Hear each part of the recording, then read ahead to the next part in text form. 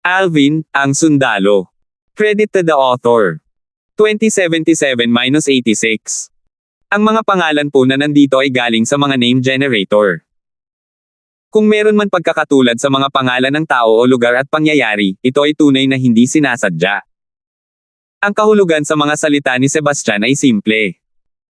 Hanggat ibibigay ng Wagner clan si Alvin sa Dorian clan, patatawarin nila ang pagkakasala ng Wagner clan at patuloy na magiging kaalyado ng Wagner clan upang labanan ang Flair clan. Walang duda na ang alok ni Sebastian ay makikinabang sa Wagner clan.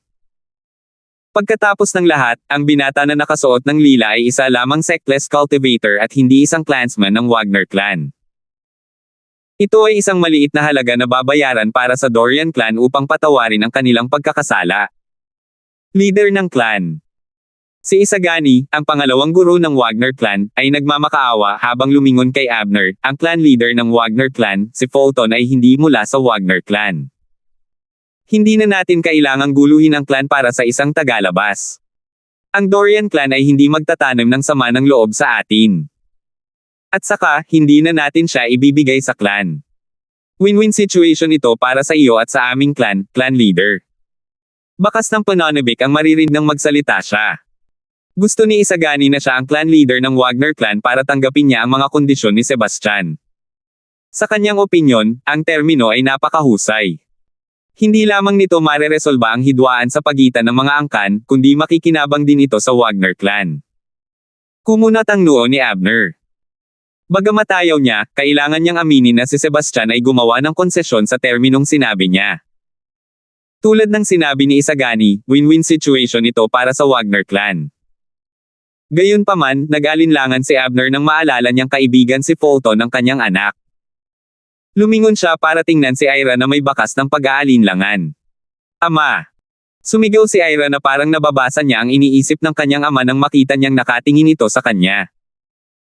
Sinabi niya ng walang pag-aalinlangan, bagaman ang aking mga aksyon ngayon ay medyo padalos-dalos at matapang, wala itong kinalaman sa Dorian clan. Hindi ako kailanman sumang-ayon sa pakikipag-ugnayan kay Renny Boy. Ang ginagawa ko ay walang kinalaman sa Dorian clan. Anong karapatan ng Dorian clan na humingi ng hustisya mula sa Wagner clan? Ang mga tao mula sa Dorian clan ay nagkaroon ng lungkot sa kanilang mga mukha nang marinig nila ang mga salita ni Ira. Totoong ang kanyang mga aksyon ay walang kinalaman sa Dorian clan dahil hindi siya pumayag na pakasalan si Renny Boy. Ira. Napaungol si Renny Boy, ang pangalawang young master ng Dorian clan. Sa kasalukuyan, alam ng lahat sa Clarity City na ang Wagner clan at ang Dorian clan ay bubuo ng marriage alliance sa pamamagitan nating dalawa. Sa mga taong ito, sandali na lang bago tayo magkasal. Dahil dito, ang mga aksyon mo ngayon ay naging dahilan upang ang Dorian clan ay maging katatawanan sa Clarity City. How dare you to claim your actions with the Dorian clan have nothing? Maaari mo lamang sisihin ang iyong sarili sa iyong pagnanasa. Ang mga tao sa Clarity City ay hindi magkakamali kung ang Dorian clan ay hindi nagpakalat ng chismis na ito. Mahinahong sabi ni Ira. Wishful thinking. Ang mga salita ni Ira ay tumama sa puso ni Renny Boy. Nagsalita siya ng totoo. Agad na naging malungkot ang ekspresyon ni Sebastian, ang clan leader ng Dorian clan. Sabi niya habang nakatingin sa pangalawang elder ng Wagner clan, Elder Servius, if my memory serves me right, ikaw ang pumayag sa kasal, di ba? Kahit bilang second elder, parang walang bigat ang mga salita mo sa clan. Bakit ka pumayag sa kasal kung wala kang karapatang gumawa ng ganoong desisyon? Ang mga salita ni Sebastian ay nagsiwalat na ang kasal ay binalak ng pangalawang elder ng Wagner clan, si Servius. Nagulat si Ira nang marinig niya ang mga salita ni Sebastian. Tumingin siya kay Servius habang sinasabi niya, pangalawa. Pangalawang elder, sino ka para magpasya sa kasal ko? Sa lahat ng ito, inakala ni Ira na si Isagani at ang iba pang mga elder ang nagpipilit sa kanyang ama na pakasalan siya kay Renny Boy upang bumuo ng alyansa sa kasal sa Dorian clan. Nang kumalat ang chismis tungkol sa kasal niya kay Renny Boy, inakala ni Ira na Dorian clan ang nagpakalat ng chismis ng walang anumang batayan. Hindi sumagi sa isip niya na pumayag ang pangalawang elder Servius sa kasal sa ngalan niya at ng Wagner clan. Agad na tumingin si Ira sa kanyang ama, si Abner, na parang may naalala lang siyang mahalagang bagay. Isang bakas ng pagkabalisa ang makikita sa mga mata ni Ira nang tumingin siya sa kanyang ama. Umaasa siyang hindi rin ito alam ng kanyang ama. Kung hindi, hindi niya malalaman kung sino pa ang dapat pagkatiwalaan sa mundong ito. Sir V.S. Galit na sabi ni Abner. Nakahinga ng maluwag si Ira nang makita niya ang reaksyon ng kanyang ama. Sigurado siyang hindi rin alam ng kanyang ama ang bagay na ito kahit na siya ang clan leader ng Wagner clan. Galit na tinitigan ni Abner si Sir V.S. at umungol. Sino ka para magpasya sa kasal ng aking anak? At saka, ginawa mo ang desisyon nang hindi mo man lang ako kinonsulta bilang kanyang ama. Bakas din ang pagsimangot sa mukha ng Grand Elder ng Wagner clan. Halatang ngayon niya lang din nalaman ang tungkol dito.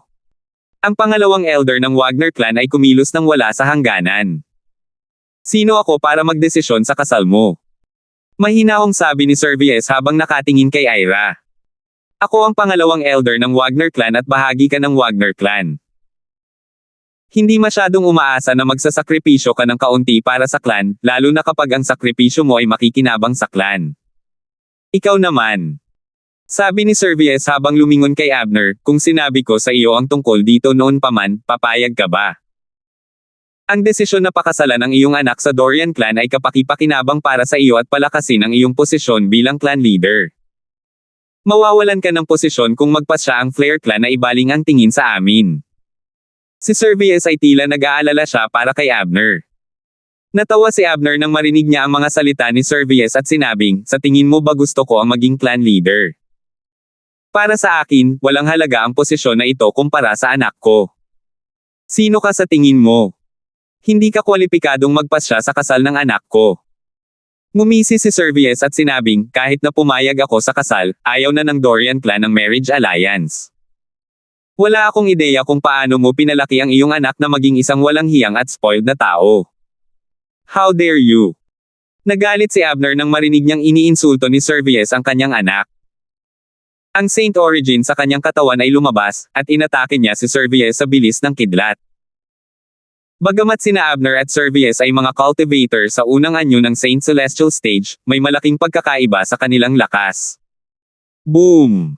Sa isang kisap lang ng mata, napalipad si Abner sa suntok ni Sir V.S. Paglipag niya, nagsimula siyang samuka ng napakalaking subo ng dugo. Ama! Sumigaw si Ira. Nang mabawi niya ang kanyang katinoan, dali-dali siyang pumunta sa tabi ni Abner para tulungan itong makatayo. Baka sa kanyang mga mata ang bakas ng pagkamuhi nang tumingin siya kay Sir V.S. Sir V.S. Isang galit na galit ang umalangaw-ngaw sa hangin nang malapit ng kumilos si Alvin, dahilan upang pigilan niya ang kanyang Sun Saint energy na ilalabas na niya. Ang Grand Elder ng Wagner clan ay malamig na tumingin kay Sir V.S. Naging seryoso ang ekspresyon niya. Grand Elder. Nagbago ang ekspresyon ni Sir V.S. nang marinig niya ang Grand Elder. Kahit na mas malakas siya kaysa kay Abner, ang clan leader ng Wagner clan, mas mahina siya kaysa sa Grand Elder ng Wagner clan. Grand Elder, lahat ng ginawa ko ay para sa kapakanan ng aming angkan. Kung sa tingin mo ay mali ako, maaari mo akong patayin. Mataimtim na sinabi ni Sir V.S. sa Grand Elder ng Wagner clan. Nagulat ito sa Grand Elder ng Wagner clan at nag-alinlangan siya. Bilang Grand Elder ng Wagner clan, natural na nais niyang umunlad ang Wagner clan. Bagamat kumilos si Sir V.S. sa labas ng hangganan, naiintindihan niya na ginawa niya ito para sa kapakanan ng angkan. Ang paggawa ng lahat para sa kapakanan ng angkan ay isang magandang dahilan. Isang hakbang pasulong si Alvin habang ninisya niya si Sir V.S. Alam niyang oras na para kumilos siya nang makita niyang nag-aalangan ang Grand Elder ng Wagner clan. 2078. Naghanda na si Alvin na kumilos nang makita niya si Sir V.S., ang pangalawang elder ng Wagner clan, na nasugatan si Abner, ang clan leader ng Wagner clan. Huminto lang siya sa huling minuto dahil nagsalita na ang Grand Elder ng Wagner clan. Gayunpaman, nang makita niyang walang intensyon ang Grand Elder na parusahan ang pangalawang elder, si Sir V.S., ninisya niya ito. Miss Wagner is her own person. Tsaka buhay ang tatay niya. Kahit magpakasal siya, tatay niya lang ang may karapatang magdesisyon. It's none of your business, walang hiyang matandang umutot. Hindi umimik si Alvin nang magsalita siya. Direkta niyang tinawag si Sir V.S. na walang hiya at isang matandang umutot. Fulton, naghahanap ka ng kamatayan. Nagbago ang ekspresyon ni Servius nang marinig niya ang mga nakakainsultong salita ni Alvin. Kasabay nito, ang Saint Origin sa kanyang katawan ay nagsimulang gumalaw at binalot ang kanyang katawan. Malinaw na plano niyang salakayin si Alvin. Hindi niya akalain na ang isang Sectless Cultivator ay maglalakas loob na kumilos ng walang kabuluhan at pag-alitan siya sa harap ng napakaraming tao. Galit na galit siya. Fulton, sino ka sa palagay mo para hindi igalang ang pangalawang elder ng Wagner clan? Ngayon, tuturuan kita ng asal bago ka namin ibigay sa Dorian clan. Isang galit na boses ang nagsabi habang si Servius ay aatake na. Walang iba kundi si Isagani, ang second master ng Wagner clan, ang nagsalita. Tila nag-transform si Isagani sa isang arrow habang mabilis siyang sumusugod kay Alvin. Ang bilis niya kasing bilis ng kidlat. Nakakakilabot. Ang Saint Energy sa tuktok ng Quintessential Saint Stage ay lumabas sa katawan ni Isagani. Ito ay lubhang mabigat. Isang malakas na bug zone ng hangin ang lumitaw sa main hall, na naging sanhi ng pag-alis ng mga damit ng lahat. Whoosh! Sa isang kisap mata, si Isagani ay malapit na kay Alvin. Elementarya na devouring tactic. Pinakilos ni Alvin ang kanyang Sun Saint Energy nang makita niya si Isagani na umaakyat patungo sa kanya. Mabilis na lumusot ang kanyang Sun Saint Energy sa kanyang 79 na Saint Veins at bumuo ng mga whirlpool sa paligid niya. Ito ay ang banal na kakayahang, ang elementarya na taktika sa paglamon.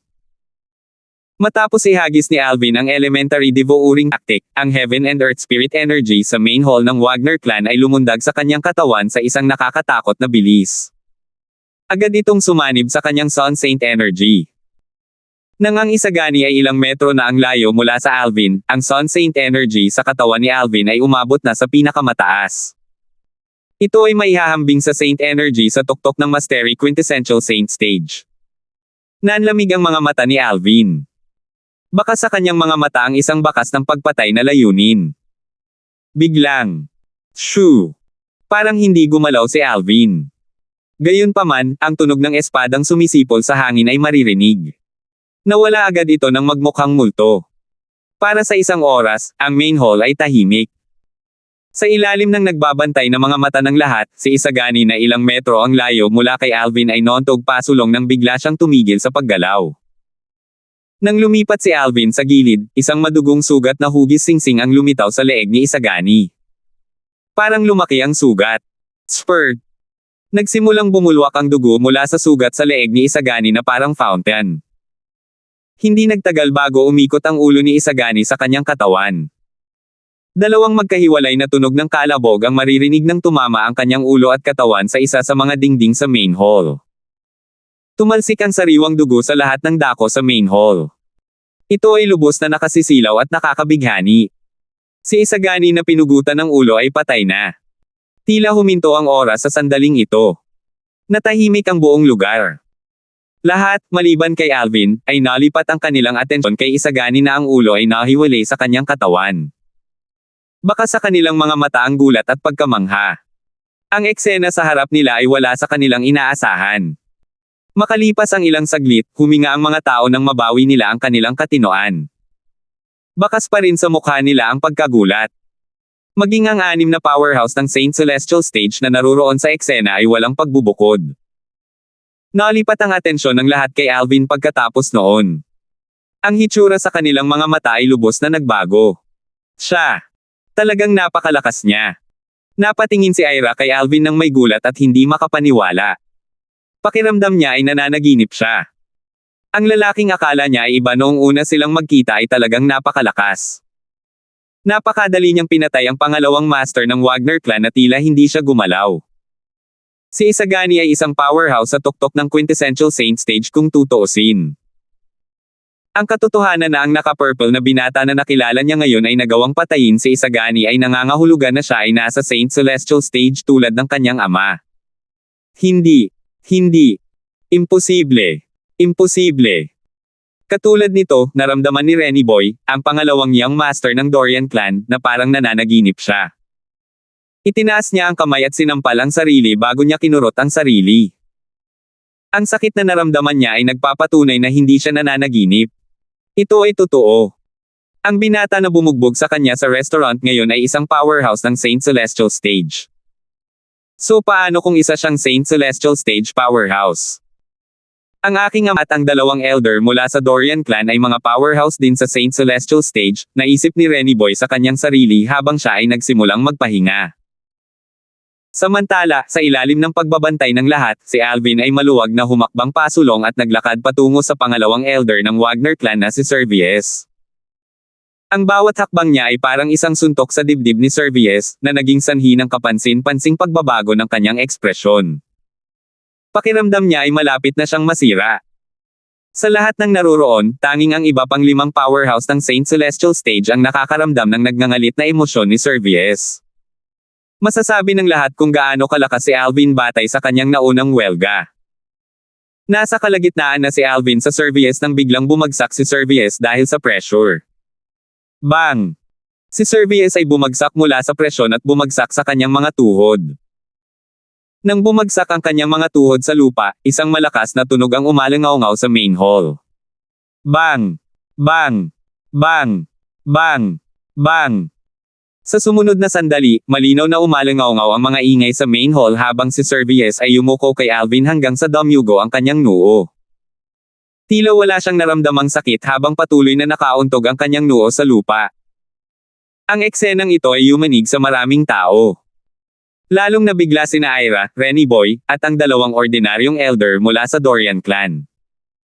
Kakaiba sila sa iba pang 5 powerhouse ng Saint Celestial Stage kung tutuusin. Bagamat nakita nilang pinatay ni Alvin si Isagani kanina, inakala nila na isa lang itong ordinaryong powerhouse Street Celestial Stage. Hindi nila napagtanto na si Alvin ay hindi ordinaryong powerhouse ng Saint Celestial Stage, at siya ay mas malakas kaysa sa lahat ng 5 powerhouse sa Saint Celestial Stage, kabilang ang pangalawang elder ng Wagner clan na nakayuko pa rin. Lahat ng 6 na powerhouse ng Saint Celestial Stage ay maaaring makakita ng isang bagay mula sa naunang strike ni Alvin. Napakalakas ng cultivation base ni Alvin na maaaring nasa pangalawa o pangatlong anyo ng Saint Celestial Stage. Walang powerhouse sa ikalawang anyo ng Saint Celestial Stage sa Clarity City, higit pa sa isang powerhouse sa third form ng Saint Celestial Stage. Lahat sila ay tumingin kay Alvin na may nag-aalalang ekspresyon.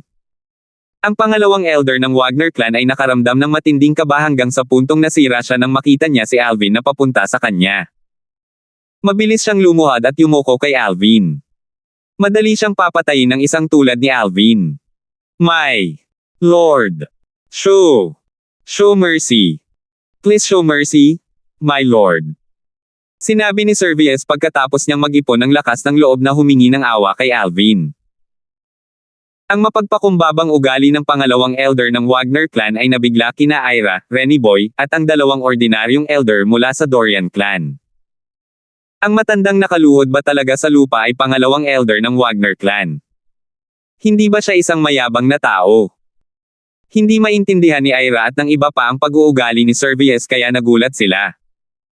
Ilang sandali pa bago nanambalik ang kanilang katinoan. Sa sandaling lumuhad si Servies, tumigil din si Alvin sa paggalaw. Malamig lang siyang tumingin kay Servies habang sinasabi, kung hindi ako nagkakamali, sinabi mo na naghahanap ako ng kamatayan. Hindi mo ba ako pinaplanong patayin? 2079. Hindi iyon. Ang pangalawang elder ng Wagner clan ay labis na natakot kaya namutla kaagad siya nang marinig niya ang mga salita ni Alvin. Pang! Pang! Pang! Ang bilis ng pagkautaw ni Servies ay tumaas habang siya ay nagpanik. Nagsimulang mabuo ang mga bitek sa lupa kung saan niya noontog ang kanyang ulo. Tuluyan na niyang nakalimutan ang kanyang katayuan. Isa lang ang natitira sa kanyang isipan sa sandaling ito. Kinailangan niyang mabuhay. Bilang isang powerhouse sa first form of Saint Celestial Stage, maraming paghihirap ang tiniis ni Servies para makarating sa kinaroroonan niya pagkatapos ng ilang daang taon. Kung siya ay namatay, ang lahat ng kanyang mga pagsisikap ay mauubos. Naturally, hindi siya handang mamatay. Kahit na hindi umunlad ang kanyang cultivation base, hindi magiging problema para sa kanya ang mabuhay ng 1,000 taon. Gusto niyang mabuhay. Maraming taon ang nauna sa kanya. Dahil dito, nang makita niya si Alvin na naglalakad palapit sa kanya ng may pananakot, natigilan siya at hindi nag-atubiling humingi ng awa. Wala nang ibang mahalaga hanggat nakaligtas siya. Hindi.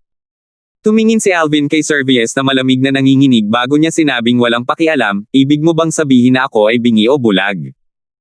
Naging malupit ang tono ni Alvin habang nagsasalita. Alam ni Servius na nakagawa siya ng isang malaking pagkakamali nang marinig niya ang mga salita ni Alvin. Hindi niya maiwasang manginig nang marinig niya ito. Natakot siya. Siya ay nagsimulang magmakaawa ng same time, Panginoon ko, ako'y naging mangmang. Pakiusap, maawa ka, aking Panginoon. Hanggat ikaw ay naawa sa akin, handa akong maging alipin mo. Pakiusap, awa mo. Nikulayan ng pula ang kanyang mukha dahil sa dugong umaagos mula sa kanyang noo. Wala siyang kapangyarihan sa unang anyo ng Street Celestial Stage sa sandaling ito. Para siyang matandang alipin na nakagawa ng mabigat na kasalanan. Sa mga naruroon, ang tanging taong nakakaunawa kay Servius ay ang 5 iba pang powerhouse ng Saint Celestial Stage. Nang patayin ni Alvin ang second master ng Wagner clan, si Isagani, tinamaan niya ng takot ang kanilang mga puso. Hindi sila nang ahas na saktan si Alvin. Hindi lang nila naisip na mas mababa si Servius sa pagiging mapagpakumbaba, ngunit naisip nila na normal lang ito. Gusto mo bang maging alipin? Tanong ni Alvin na nakakunot ang noo. Bahagyang nainis siya sa pag-ungol ni Servius. Oo. Payag akong maging alipin mo. Nakahinga ng maluwag si Servius nang marinig niya ang mga salita ni Alvin. Para bang nakahanap siya ng pagkakataong mabuhay. Hindi kita kailangan para maging alipin ko. Gayunpaman, ang tugon ni Alvin ay nagdulot ng panginginig sa gulugod ni Servius. Nakaramdam siya ng kawalan ng pag-asa hanggang sa muling magsalita si Alvin. Gayunpaman, kung papayag ang young miss ng Wagner clan na maging alipin kanya, baka palayain na kita. Si Ira na nakahawak sa kanyang ama ay itinulak sa spotlight nang matapos magsalita si Alvin. Ako. Si Ira na nabigla pa rin sa pagkilos ni Servius kay Alvin ay lalong nabigla nang marinig niya ang mga salita ni Alvin. Pang! Bago pa mabawi ni Ira ang kanyang katinoan, isang kahabag-habag na figure ang lumitaw sa kanyang harapan, lumuhod sa kanyang harapan na parang isang masunuring aso. Ito ay walang iba kundi si Servius na nakakutaw kay Alvin. Ikalawang elder, ikaw. Natarante si Ira nang makita niya ang pangalawang elder Servius na karaniwang mayabang na nakaluhod sa kanyang harapan. Baka sa mga mata niya ang takot at pag-aalala. Normal lang ang reaksyon niya. Pagkatapos ng lahat, si Servius ang pangalawang pinakamalakas na tao sa Wagner clan. Pangalawa lang siya sa Grand Elder. Mas malakas pa siya kaysa sa clan leader ng Wagner clan. Ang taong kahit ang kanyang ama, si Abner, ay nag-iingat ay kasalukuyang nakaluhod sa kanyang harapan. Miss Ira, mula ngayon, ako ang iyong aso. Nangako si Servius bago pa man makasagot si Ira. Sa hinaharap, tatahol ako sa sinumang tinuturo ni Miss Ira nang walang anumang pag-aalinlangan. Kung hindi ka maniniwala sa akin, Miss Ira, maaari akong manampa sa panunumpa ng parusang kidlat. Sa sandaling tumigil siya sa pagsasalita, tinusok niya ang kanyang daliri at isang patak ng dugo ang lumutang sa hangin. Binibigkas ni Servius ang mga panata habang tumunog ang 99 Heavenly Tribulation. Bang! Bang! Bang! Bang! Bang! Siyam na kulog ang umalangaw-ngaw. Hindi na makakabalik si Servius sa kanyang mga sinabi maliban kung gusto niyang mamatay. Batay sa aksyon ni Servius, halatang takot siya sa kamatayan. Nagulat na si Ira nang marinig niyang sinabi ni Servius na siya ang magiging aso niya. Nang makita niya itong nanunumpa sa panunumpa ng parusa sa kidlat, nagmamadali niyang iwinagayway ang kanyang kamay at sinabing, ikalawang elder, ikaw. Hindi mo kailangang gawin iyon. Si Servius ay ang pangalawang elder ng Wagner clan. Si Ira ay palaging magalang sa kanya. Ang isang tulad niyan ay nanumpa sa panunumpa ng parusang kidlat na magiging isang masunuring aso. Paano niya ito matatanggap sa napakaikling panahon? Buti na lang at hindi siya inatake sa puso. Miss Ira, nanumpa na ako sa Lightning Penalty Oath. Simula ngayon, alipin mo na ako. Bagamat hindi gaanong makikita sa mukha ni Servius na puno ng dugo, ang kanyang boses ay puno ng pananalig. Miss Wagner, dahil gusto niya maging alipin mo, hayaan mo na siya. Magkakaroon ka na lang ng isa pang tao na mag-order sa hinaharap, sabi ni Alvin kay Ira. Ang pagganap ni Servius ay naging lubos na kasiya siya, kaya't ang galit ni Alvin sa kanya ay hamu pa rin. Duan. Magsasalita na sana si Ira nang marinig niya ang mga salita ni Alvin. Gayunpaman, naalala niya na dapat niyang ilihim ang pangalan nito. Mabilis niyang binago ang kanyang mga salita nang sabihin niya, "Kapatid na Fulton, mayroon akong sapat na mga kasambahay at tagapaglingkod." Pinutol ni Alvin at sinabing, "Ang ibig mong sabihin ay mayroon kang sapat na mga tao para gawin ang iyong pag-uutos." Oo. Nag-alinlangan si Ira ngunit kalaunan ay tumango. Hindi niya alam kung bakit takot na takot ang pangalawang Elder Servius kay Alvin, ngunit hindi siya comfortable sa pagiging lingkod niya. Kung ganoon ang kaso, walang saysay na iligtas ang kanyang buhay. Matapos marinig ang mga salita ni Ira, tumango si Alvin at malamig na tumingin kay Servius. Bam! Bam! Bam! Nang matapos magsalita si Alvin at malamig na tumingin kay Servius, nagpanik si Servius at nagsimulang yumuko kay Ira habang nagmamakaawa siya, "Miss Ira, pakiusap. Pakisundo ako. Nakikiusap ako. Nakikiusap ako sa iyo." Ang kasalukuyang Servius ay ganap na walang pagmamataas. Gusto lang niyang maging alipin ni Ira para mabuhay siya. Nakakahiyaman, mabubuhay pa rin siya. "Ira, ipasok mo siya," mabilis na sabi ni Abner pagkatapos niyang mabawi ang kanyang katinoan. Nang makita niya ang kahabag-habag na kalagayan ni Servius, naramdaman niyang napatunayan niya. Hindi siya nagulat sa inasal ni Servius dahil naiintindihan niya ang nararamdaman ni Servius. Kung tutuusin, kitang-kita sa kanya ang lakas ni Alvin. Dalawang pagpipilian na lang ang natitira para kay Servius. Maaari niyang piliin na mamatay o maging alipin ng kanyang anak na babae, si Ira. Ama. Natigilan si Ira sa sinabi ng kanyang ama. Hindi niya akalain na kukumbinsihin siya ng kanyang ama na tanggapin din si Servius bilang kanyang alipin. "Ira, ang iyong kapatid na Fulton ay hindi ordinaryong tao. Marami siyang ginawa para sa iyo kaya dapat mong pahalagahan ang kanyang mga pagsisikap." Sinabi ni Abner kay Ira sa pamamagitan ng voice transmission. Hindi ordinaryong tao. Bagamat hindi alam ni Ira ang lakas ni Alvin, alam niyang pambihira ito. Kung siya ay isang ordinaryong tao, paano niya madaling mapatay si Isagani, ang pangalawang master ng Wagner clan? Paano niya mapaluhod ang pangalawang elder ng Wagner clan na si Servius para humingi ng awa at humiling na maging alipin niya? Mula sa simula hanggang sa wakas, ang Grand Elder ng Wagner clan na pinakamalakas sa clan ay nakatayo lamang sa gilid at tahimik na nanunood. Ito ay malinaw na ngayon. Kahit na ang pinakamalakas na tao sa Wagner clan, ang lalaking iginagalang niya ng husto sa Wagner clan, ay hindi nang ahas na huminga ng malakas sa harap ni Alvin. 2080. Tumingin si Ira kay Servius na nakayuko pa rin bago lumingon kay Alvin. Pinagmamasdan siya ni Alvin gamit ang kanyang nakakaakit na mga mata habang sinasabi niya, "Tinatanggap ko." Nang marinig ni Servius ang mga salita ni Ira, ang kanyang katawan ay nanginginig sa kaginhawahan. Natuwa siya. "Maraming salamat, Miss Ira. Maraming salamat, Miss Ira." Labis siyang nagpasalamat bago ito bumangon at mabilis na pumwesto sa likuran niya na parang masunuring alipin. "Clan leader, I'm sorry kung na-offend kita kanina. Tatanggapin ko ito kung gusto mo akong parusahan sa pangyayaring ito," sabi ni Servius kay Abner habang nakatayo siya sa likod ni Ira. Noong nakaraan, bilang pangalawang elder ng Wagner clan, si Servius ay mas malakas kaysa sa clan leader ng Wagner clan. Dahil dito, palagi niyang binabaliwala ang clan leader ng Wagner clan. Makikita ito sa paraan ng pagkakasugat niya kay Abner kanina. Gayunpaman, ang mga bagay ay iba na ngayon. Si Abner ay hindi lamang ang clan leader, kundi ang ama ng kanyang amo, si Ira. Si Ira ay nasa ilalim ng proteksyon ng walang sekta na magsasaka na tinawag ang kanyang sarili na Fulton. Madaling mapatay ni Fulton si Servius kung gusto niya. Dahil sa intervention ni Fulton, si Servius ay naging alipin ni Ira. Natural, hindi na nang ahas si Servius na tretuhin si Abner tulad ng ginawa niya noon. Ang Grand Elder ng Wagner clan ay nakatayo sa malapit. Nang makita niyang maswerteng nakaiwas sa kamatayan si Servius, nakahinga siya ng maluwag. Nakaramdam siya ng panginginig sa kanyang likod dahil sa malamig na pawis na kanina pa bumubuhos.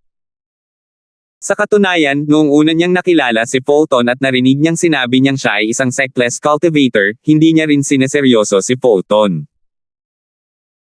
Noong nasa main hall sila, pagkatapos niyang marinig ang mga termino mula sa clan leader na si Sebastian mula sa Dorian clan, medyo handa niyang ibigay si Fulton kay Sebastian para maiwasan ang hidwaan. Si Fulton ay hindi mula sa Wagner clan kung tutuusin. Walang dahilan para makipagtalo sa Dorian clan para sa kapakanan ni Fulton. Kung sila ay bumagsak sa Dorian clan, hindi lamang ito makikinabang sa kanila, ngunit ito ay dadala din ng problema sa Wagner clan. Kung bumagsak ang dalawang angkan, ang numero 1 angkan sa Clarity City, ang Flare clan, ay tiyak na sasamantalahin ang pagkakataon na sirain ang mga angkan. Sa engranding pamamaraan ng mga bagay, ang pagsasakripisyo ng isang walang sekta na magsasaka ay tila isang magandang ideya. Gayunpaman, ang Grand Elder ng Wagner clan ay walang sinabi dahil si Fulton ay kaibigan ni Ira. Palagi niya itong tinatrato na parang apo niya. Ang mga sumunod na pangyayari ay ganap na wala sa kanyang inaasahan. Una, nalaman ng Grand Elder ng Wagner clan na ang pangalawang Elder ng Wagner clan ay pumunta sa likuran niya at ni Abner at inayos na pakasalan ni Ira ang second young master ng Dorian clan upang bumuo ng isang alyansa sa kasal. Pagkatapos noon, ang walang sekta na magsasaka, si Fulton, na tumahimik ay biglang tumayo at pinagalitan si Servius. Sa sandaling iyon, nagpa siya si Isagani, ang pangalawang master ng Wagner clan, na patayin si Fulton, ngunit sa halip ay pinatay siya ni Fulton. Kahit na ang Grand Elder ng Wagner clan's cultivation base ay nasa tuktok ng first form of Saint Celestial stage at napakalapit sa second form of the Saint Celestial stage, hindi niya mahuli ang paggalaw ni Fulton. Nanlamig ang kanyang gulugad nang marinig niya ang panandaliang tunog ng isang espada na sumisipol sa hangin. Sigurado siya kung siya ang nasa posisyon ni Isagani, mapapatay din siya sa isang suntok lang. Ikatlong anyo ng Saint Celestial Stage. Ang cultivation base ni Fulton ay kailangang mas mataas sa third form ng Saint Celestial Stage. Sigurado akong kahit ang isang powerhouse sa second form of the Saint Celestial Stage ay hindi ganito kalakas. Napaisip ang Grand Elder ng Wagner clan nang makita niyang pinapatay ni Alvin si Isagani.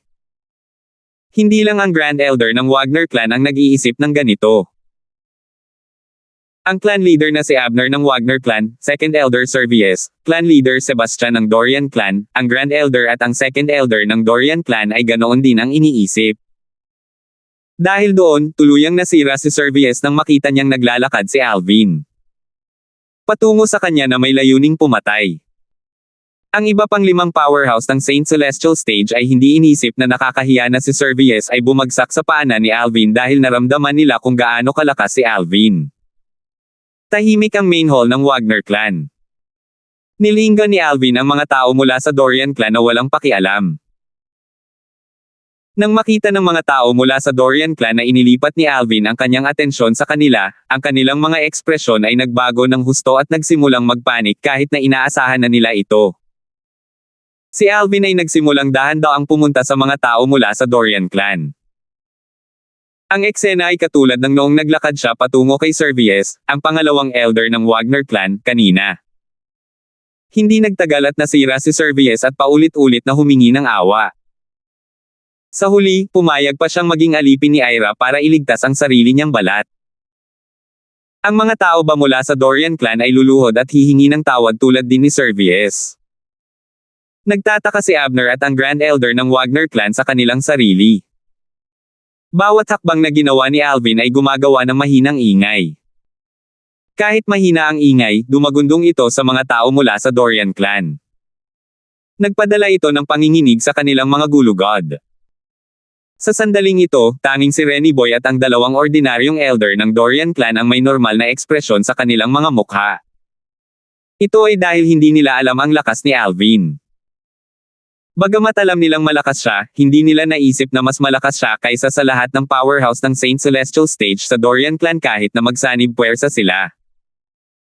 Kung si Sebastian man iyon, ang Grand Elder o pangalawang elder mula sa Dorian clan, pakiramdam nilang lahat ay masisira na sila nang makita nila si Alvin na dahan-daang lumalapit sa kanila. Gayunpaman, hindi sila kumilos tulad ni Servius. Dahil tatlo sila, mas maganda sila kaysa kay Servius kahit na natatakot sila kay Alvin. Hindi sila lumuhad sa ilalim ng presyon. Gayunpaman, hindi iyon nangangahulugan na mas natatakot sila kay Alvin kaysa kay Servius. Mukhang hindi takot kay Fulton sina Ama, Grand Elder, at Second Elder. Naisip ni Renny Boy, ang pangalawang young master ng Dorian clan, sa kanyang sarili.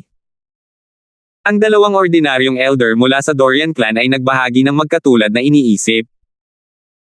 Ang katahimikan ng tatlong powerhouse ng Saint Celestial Stage ay niligaw si Renny Boy at ang dalawang ordinaryong elder at pinaniwala silang ang tatlong powerhouse ng Saint Celestial Stage ay hindi natatakot sa binata na nakasuot ng purple.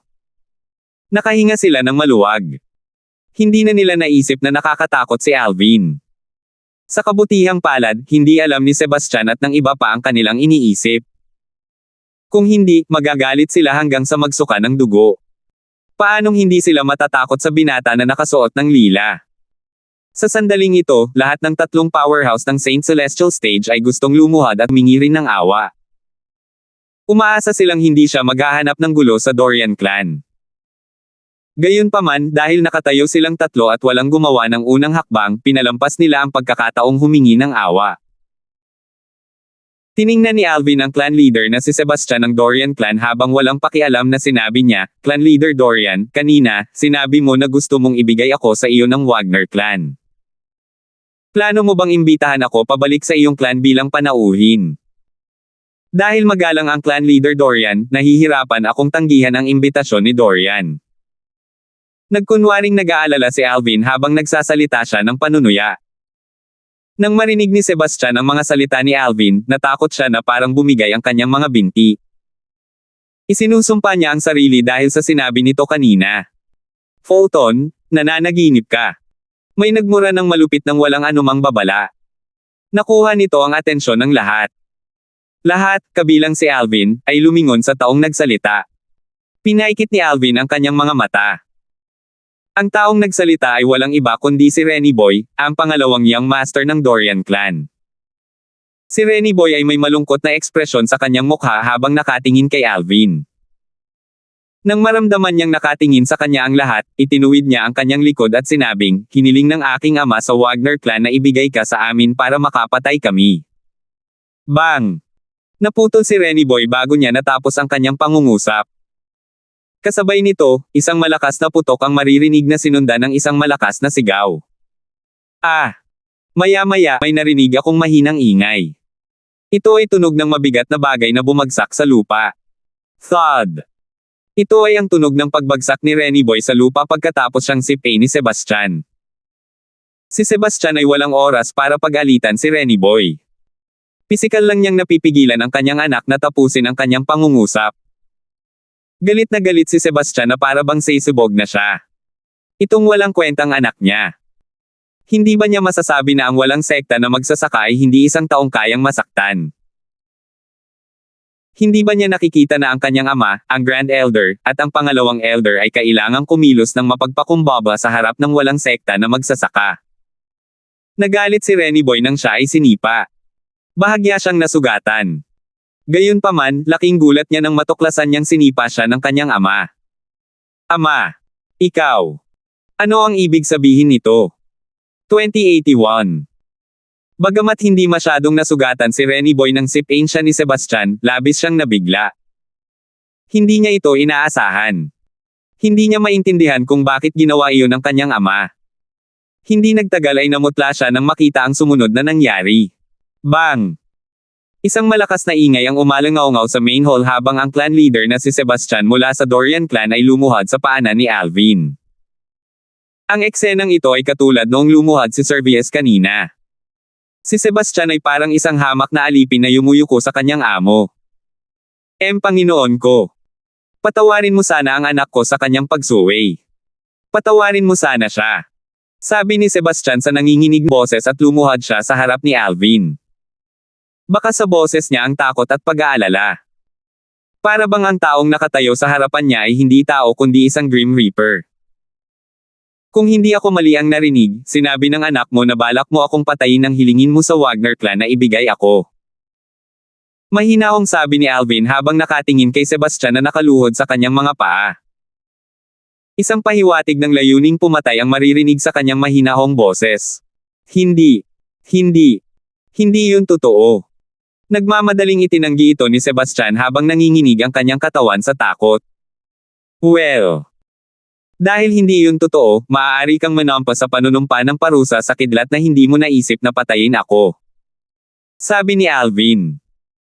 Halatang hindi siya naniniwala sa mga salita ni Sebastian at sinadya niyang gawing mahirap ang mga bagay para sa kanya. Malaki ang pagbabago sa ekspresyon ni Sebastian nang marinig niya ang kahilingan ni Alvin. Ang ekspresyon ng mga tao mula sa Dorian clan, kabilang si Renny Boy, ay nagbago rin ng husto nang marinig nila ang kahilingan ni Alvin. Ang layunin ng kanilang pagbisita sa Wagner clan ay para hilingin sa kanila na ibigay sa kanila ang binata na nakasuot ng purple para mapatay nila ito. Paano manunumpa si Sebastian sa panunumpa ng parusang kidlat tulad ng hiniling sa kanya ni Alvin? Kung si Sebastian ay sumumpa sa kidlat na parusang panunumpa, tiyak na tatamaan siya ng kidlat hanggang sa siya ay mamatay. Ang clan leader ng Dorian clan. Tapos na. Ang pangalawang elder na si Servius na nakatayo sa likod ni Ira ay nag-isip habang pinapanood ang eksenang nangyayari sa harap ng kanyang mga mata.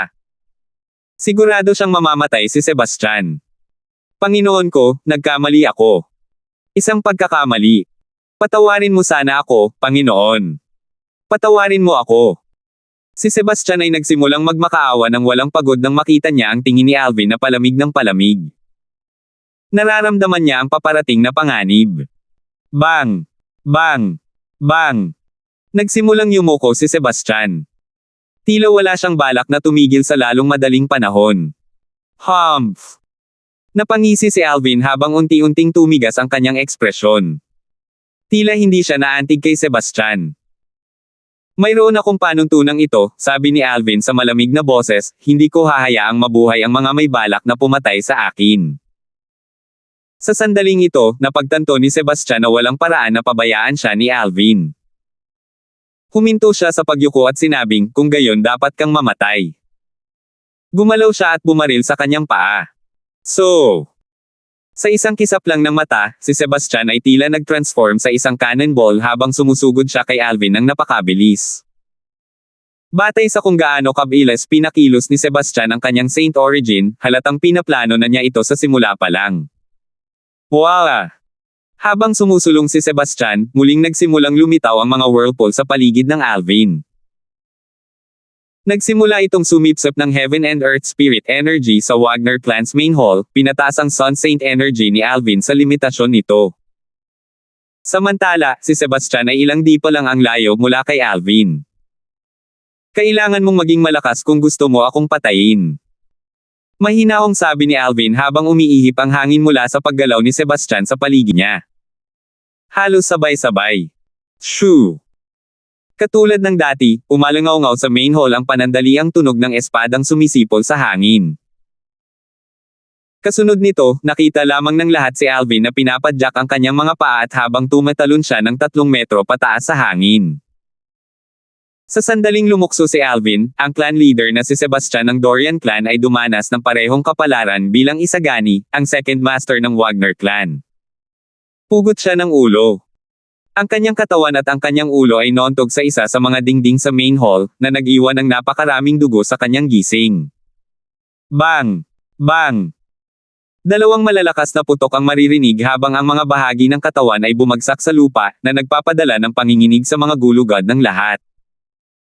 Pagkatapos ng lahat, ang taong pinatay ni Alvin ay hindi lamang isang cultivator sa quintessential Saint stage tulad ni Isagani, siya ay isang powerhouse ng Saint Celestial stage.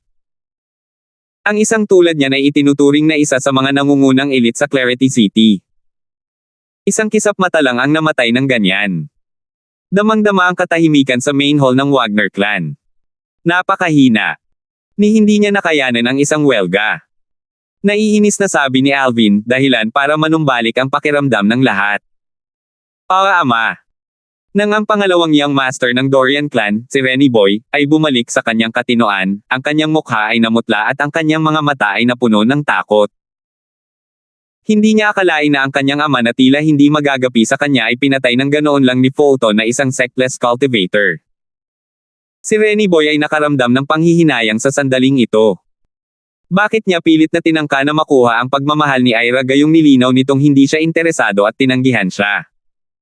Hindi siya pupunta sa restaurant kasama si Ira ngayon kung hindi siya matyaga.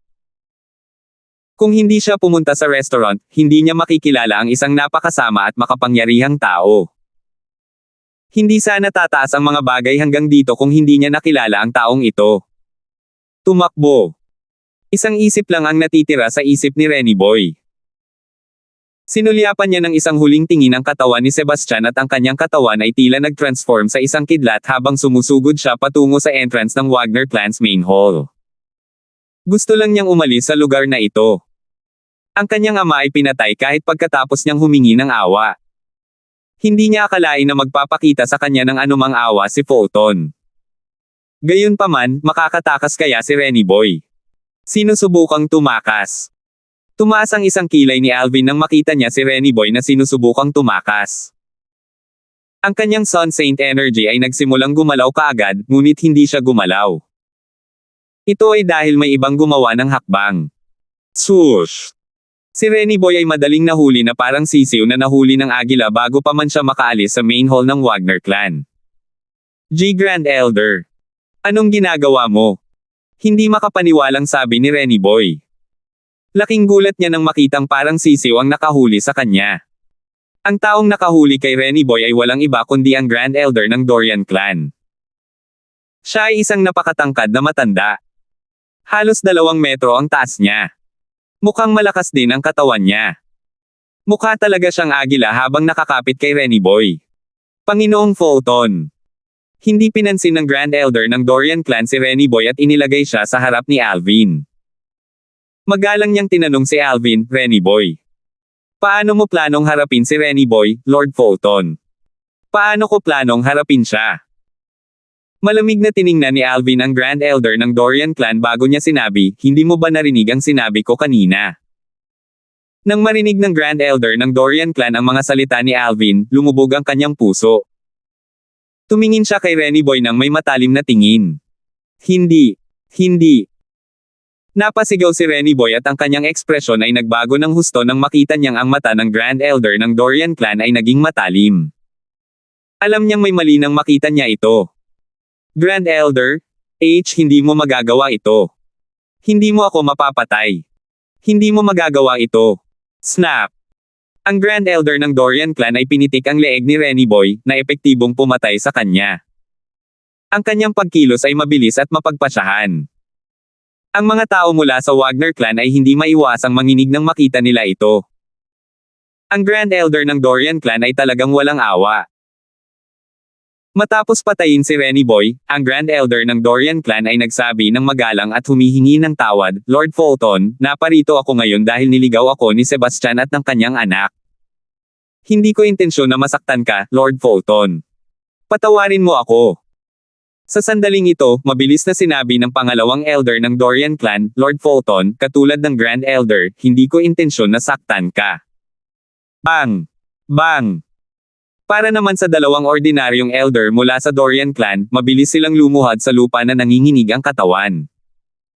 Panginoong Fulton, mangyaring maawa sa amin. Ang nakagigimbal na eksena ay patuloy na lumaganap sa Wagner Clan's main hall. Ang isang tila ordinaryong binata na nakasuot ng lila ay nakatayong hindi kumikibo habang ang 2 mukhang marangal na matanda ay magalang na yumuko. Ang kanilang mga mukha ay puno ng pagkabalisa na parabang sila ay mga kriminal na naghihintay ng kanilang mga parusa. Sa hindi kalayuan, isa pang 2 matandang lalaki ang lumuhad sa lupa na nanginginig ang katawan. Alvin. Sino siya? Napaisip si Ira sa sarili. Ang magaganda niyang mga mata ay kumikinang. Labis siyang na-curious tungkol sa background ni Alvin. Teka. Di Alvin. Siya si Alvin. Tila may naalala si Ira habang nanlaki ang kanyang mga mata sa gulat. Maaaring siya ang dakilang kababalaghan mula sa Fire Worship Sect. Pagkatapos mag-isip tungkol dito, naalala ni Ira ang kababalaghan na kamakailan ay tumaas sa ranggo sa Fire Worship Sect. 2082. Bago pumunta si Ira upang makita ang kanyang ama, natigilan siya nang una niyang marinig ang pangalan ni Alvin. Ito ay dahil narinig na niya ang pangalan nito noon pa. Sa katunayan, karamihan sa mga tao sa Dow Marshall St. Land ay narinig na ang pangalang ito dati. Bagamat ang Clarity City kung saan nakabase ang Wagner clan ay matatagpuan sa hangganan ng kanlurang rehiyon, nakarinig sila ng balita sa Western Region. Karamihan sa mga napapabalitang bagay ay karaniwang umiikot sa mga bagay na nangyari sa fire worship sect na matatagpuan sa kanlurang rehiyon. Bukod sa pagiging relihiyon para sa karamihan ng mga tao sa kanlurang rehiyon, ang fire worship sect ay isa rin sa tatlong pinakamalakas na puwersa sa Dow Marshall St. Land. Sa makatuwid, ang karamihan sa mga tao ay nagbigay ng maraming pansin sa kung ano ang nangyayari sa fire worship sect. Kamakailan, isang balita ang kumakalat mula sa fire worship sect na ikinagulat hindi lamang ng mga tao mula sa kanlurang rehiyon ng Upper Province, kundi sa buong Upper Province ng Dow Marshall Land. Ang balita ay tungkol sa isang mahusay na kababalaghan na lumitaw sa fire worship sect. Mula nang pumasok ang kababalaghang iyon sa fire worship sect, mabilis siyang umangat sa mga ranggo hanggang sa naging isa siya sa 8 great prodigies ng fire worship sect. Ang 8 great prodigies ng fire worship sect ay napakabata ngunit makapangyarihan. Sila ay nireranggo sa Supreme Saint Ranking. Kahit na ang pinakamahina sa kanila ay nasa ikalawang anyo ng Saint Celestial Stage. Alvin, hindi ba iyon ang pangalan ng isa sa mga dakilang prodigy? Napaisip si Ira sa kanyang sarili nang marinig niya ang pangalan ni Alvin. Ito ang una niyang naisip dahil ang pangalang iyon ay nakaukit ng malalim sa kanyang isipan. Alam ni Ira ang ilang bagay tungkol kay Alvin, isa sa 8 great prodigy sa fire worship sect. Siya ay bagong nakoronahan bilang ang ika-8 great prodigy. Wala pang isang taon siyang sumali sa fire worship sect. Sa panahong iyon, nagawa niyang gumawa ng pangalan para sa kanyang sarili. Siya ay nasa ika-4 na ranggo sa 8 great prodigies ng fire worship sect. Siya ay nireranggo lamang sa likod ng 3 tao na ang cultivation base ay nasa 3rd form of the Saint Celestial Stage sa true ranking sa fire worship sect. Bukod dito, siya ay nireranggo sa ika-537 na lugar sa Supreme Saint Ranking. Ito ang lawak ng kaalaman ni Ira tungkol kay Alvin, isang dakilang prodigy mula sa fire worship sect. Gayunpaman, hindi niya alam na kamakailan lang ay natalo at pinalitan niya si Boris na mayroong cultivation base sa 3rd form of the Saint Celestial Stage at pumangalawa sa true ranking, na ginawa siyang pangalawa sa pinakamalakas sa 8 great prodigies of fire worship sect. Bukod doon, si Alvin ay tumaas din sa ika-421 na pwesto sa Supreme Saint Ranking, pumalit sa pwesto ni Boris mula nang matalo niya ito. Hindi ito alam ni Ira dahil ang balita tungkol dito ay hindi pa nakakarating sa Clarity City. Pareho silang tinatawag na Alvin, at pareho silang bata at makapangyarihan. Siya kaya talaga si Alvin, isa sa 8 great prodigies of fire worship sect. Napaisip si Ira sa sarili. Lalo siyang naging sigurado na ang naka-purple na binata na nakilala niya sa isang restaurant sa Clarity City ay si Alvin, isa sa 8 great prodigies ng fire worship sect. Kung siya si Alvin, makatuwiran na hiniling niya sa akin na ilihim ang kanyang pangalan. Ayon sa balita, marami siyang na-offend na matataas na opisyal sa fire worship sect. Malamang pinili niyang itago ang kanyang pangalan dahil nag-aalala siya na ang matataas na opisyal mula sa fire worship sect ay kumilos laban sa kanya kapag nalaman nilang nasa Clarity City siya. Kailangang sabihin na si Ira ay medyo matalino. Sa pamamagitan lamang ng paghahati-hati ng balita na narinig niya ng magkasama, nagawa niyang hulaan ng tama ang kalahati ng panloob na pag-iisip ni Alvin. Nasa kalahati lang siya dahil hindi niya akalain na nagpasya si Alvin na itago ang kanyang pangalan dahil ayaw niyang iduwit ang Wagner clan at Ira. Hindi nag-alala si Alvin sa kanyang sarili dahil hindi niya planong manatili ng matagal sa Clarity City. Kapag nalaman ng matataas na opisyal mula sa fire worship sect na nasa Clarity City siya, matagal na siyang wala. Lahat kayo ayaw mamatay. Sa wakas ay sinabi ni Alvin habang ang 4 na matatanda ay sabik na naghihintay sa kanyang sagot. Nang marinig ang mga salita ni Alvin, ang clan leader ng Wagner clan, ang Grand Elder at ang Second Elder ng Wagner clan ay natahimik. Kung gusto ng mga tao mula sa Dorian clan na mamatay, magiging mapagpakumbaba ba sila? Akala nila ay kalabisan ang kanyang mga salita. Natural, naisip lang nila ito. Walang sino man sa kanila ang nang-ahas na sabihin iyon dahil natatakot silang masaktan si Alvin. Batay sa lakas na ipinakita ni Fulton, malinaw na hindi ito mangangailangan ng maraming pagsisikap para patayin ang mga powerhouse ng Saint Celestial Stage. Panginoon, ayaw kong mamatay.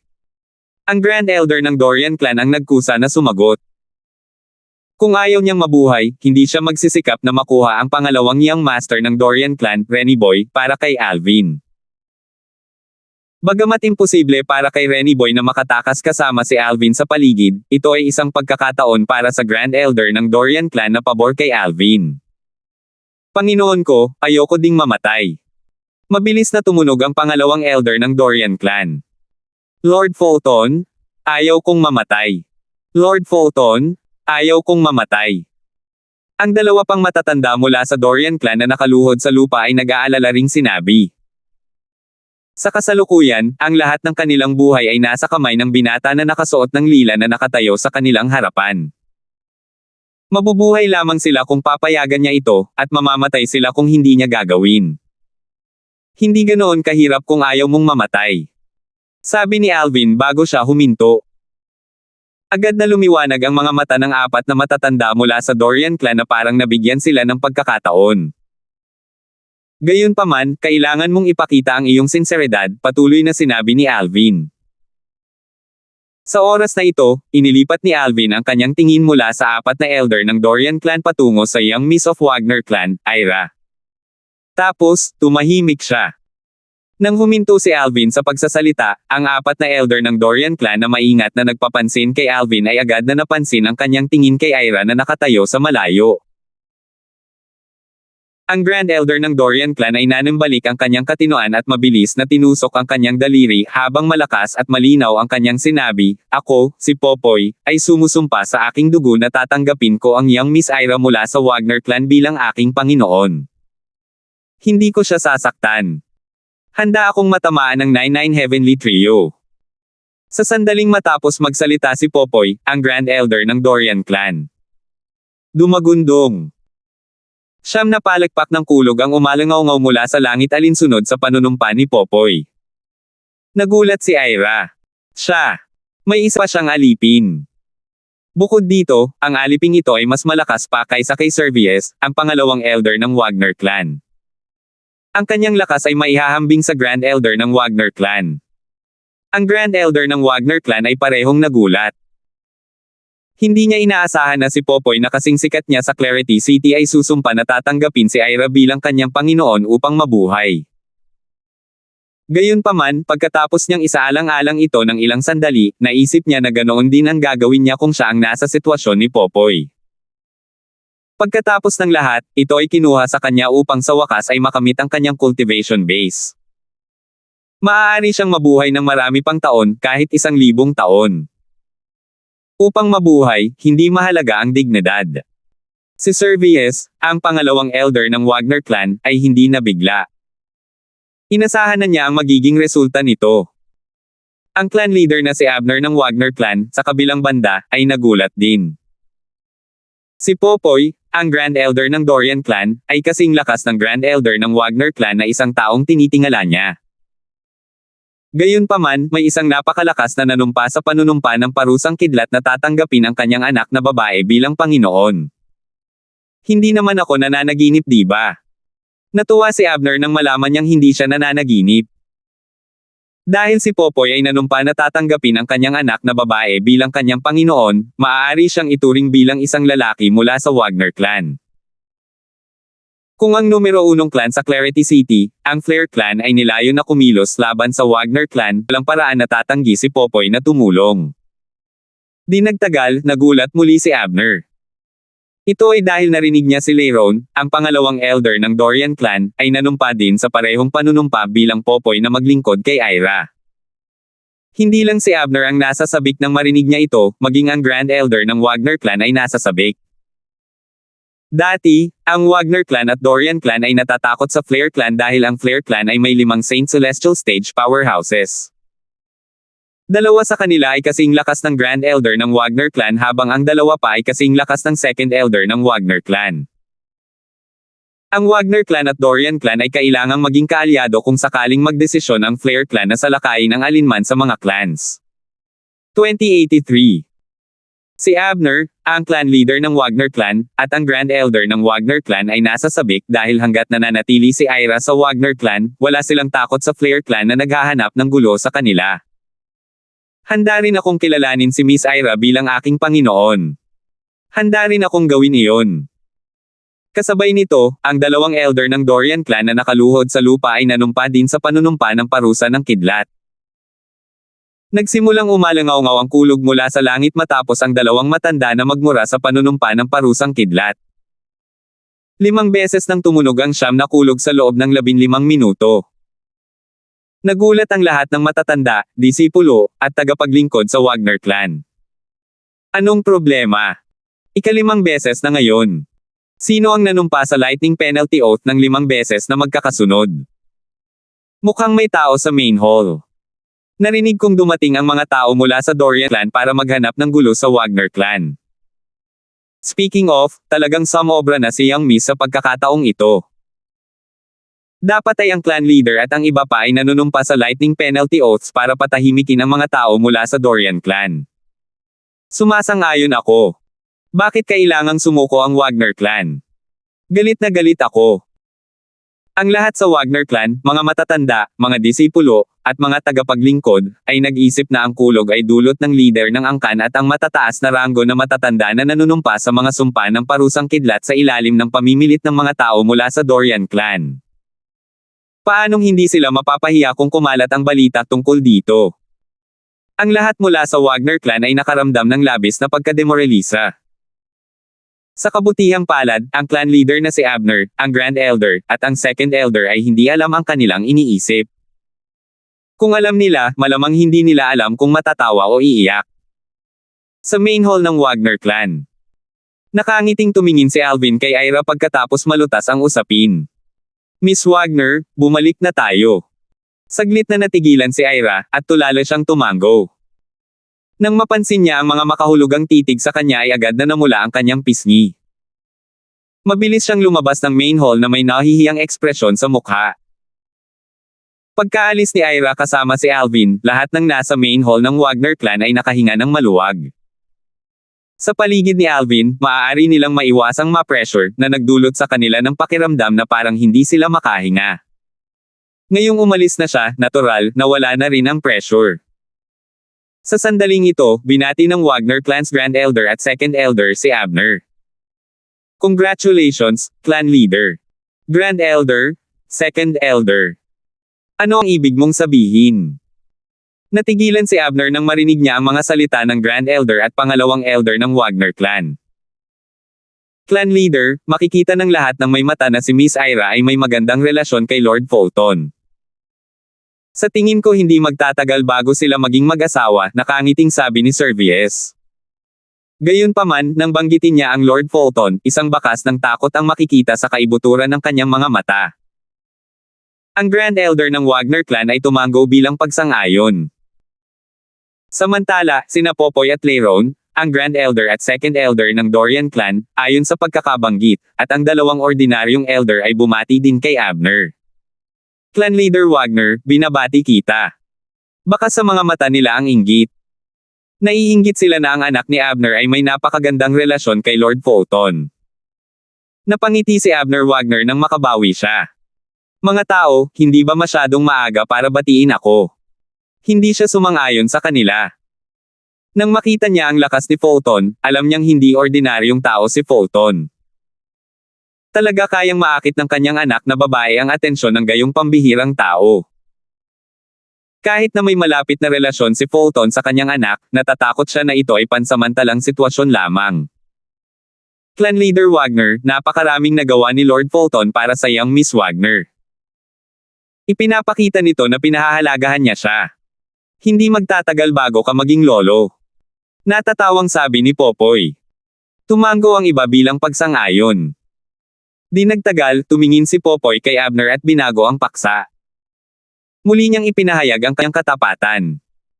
Clan Leader Wagner, napag-usapan ko na ito kay Leron. Si Miss Ira ang aming master. Hanggat kami ay nasa Dorian Clan at si Miss Ira ay nasa Wagner Clan, ang Dorian Clan ay magiging tapat sa Wagner Clan. Kapag bumalik kami sa clan, makakahanap na kami ng masunurin na magiging bagong clan leader. Nagliwanag ang mga mata ni Abner nang marinig niya ang mga salita ni Popoy. Maging ang Grand Elder ng Wagner Clan ay mukhang masaya. Sa oras na ito, ang numero 1 clan ng Clarity City, ang Flare Clan, ay hindi inaasahan na ganoong kalaking pagbabago ang nangyari. Sa loob lamang ng isang araw, ang Wagner Clan ay naging isang clan na maihahambing sa Flare Clan dahil sa pagsusumit sa kanila ng Dorian Clan. Naturally, walang mga tagalabas ang nakakaalam na ang Dorian Clan ay naging bahagi ng Wagner Clan. Ang alam lang nila ay walang hidwaan sa pagitan ng dalawang angkan. Bukod dito, naging napakaganda ng relasyon ng dalawang angkan. Ang alyansa ng mga angkan ay isang banta sa Flare Clan. Sa mga sumunod na taon, ang Flare Clan ay hindi nang ahas na magplano laban sa dalawang clan. Natural, ang mga ito ay nangyari lamang sa ibang pagkakataon. Ang main hall ng Wagner Clan ay matatagpuan medyo malayo sa pribadong tirahan ni Ira. Gayunpaman, naramdaman ni Ira na napakaikli ng paglalakbay habang sinusundan niya si Alvin. Parang sandali lang ang lumipas. Niwala siyang oras na kausapin si Alvin bago sila dumating sa kanyang pribadong tirahan. Dahil tumahimik si Alvin, nahirapan si Ira na magsimula ng pag-uusap. Ito ay dahil sigurado siya sa pagkakakilanlan ni Alvin. Si Alvin ay isa sa 8 great prodigies ng Fire Worship Sect. Siya ay isang tao sa itaas ng kanyang istasyon. Isa lamang siyang ordinaryong babae kumpara sa kanya. Nang dumating silang dalawa sa pribadong tirahan ni Ira, naglakad si Alvin sa isang pavilion sa harapan ng bakuran. Umupo siya sa isang batong upuan bago siya nakangiting nagtanong, bakit ang tahimik mo? Pagkatapos pumasok ni Ira sa pavilion, naglakad siya papunta sa kabilang side ng stone table pero hindi siya umupo. Isang masalimuot na emosyon ang makikita sa kanyang mga mata habang nakatitig kay Alvin. Miss Wagner, ikaw na. Natarante si Alvin nang makita niya si Ira. Natakot kaya siya sa kanya pagkatapos niyang makita ang lakas nito. Pakiramdam niya ay lohikal na dahilan ito. Gayunpaman, nang magsalita si Ira, natigil ang ngiti sa bibig ni Alvin. Ikaw si Alvin, isa sa 8 great prodigies ng Fire Worship Sect, tama ba? Nagulat si Alvin sa mga salita ni Ira. Ikaw. Paano mo nalaman iyon? Sa kabila ng pagtataka sa mukha ni Alvin, hindi niya ito itinanggi. Huminga lang siya ng malalim. Ang lakas mo at ang pangalan mo. At saka, hiniling mo pa sa akin na ilihim ang pangalan mo. Sa mga salita ni Ira, pinaalalahanan si Alvin na hindi na siya isang tao na kararating lang sa upper province ng Dao Marshall Saint Land. Sa kasalukuyan, si Alvin ay hindi lamang bumuo ng pangalan para sa kanyang sarili sa Fire Worship Sect, ngunit nakagawa din siya ng pangalan para sa kanyang sarili sa Dao Marshall Saint Land pagkatapos niyang may rank sa Supreme Saint Rankang. Mukhang tama ako. Kinumpirma ng reaksyon ni Alvin ang haka-haka ni Ira. Umupo si Ira pagkatapos sinenyasan siya ni Alvin na maupo. Tumingin siya sa kanya nang may pasasalamat at sinabing, Brother Alvin, salamat.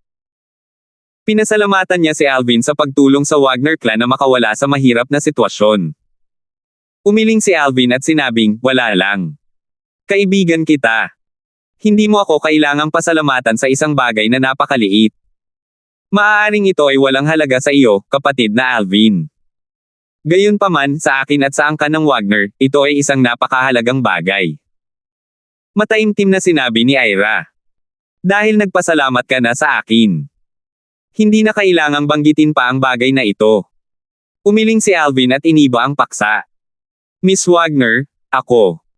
Bago natapos ni Alvin ang kanyang pangungusap, nagambala siya ni Ira. Brother Alvin, tawagin mo na lang akong Ira.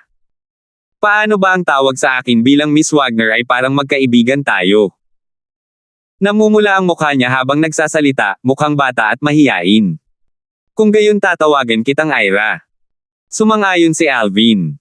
Kuya Alvin, ano ang sasabihin mo? Tanong ni Ira na may paghingi ng tawad dahil naabala niya si Alvin. Alam niyang bastos ang ugali nito. Wala naman masyado.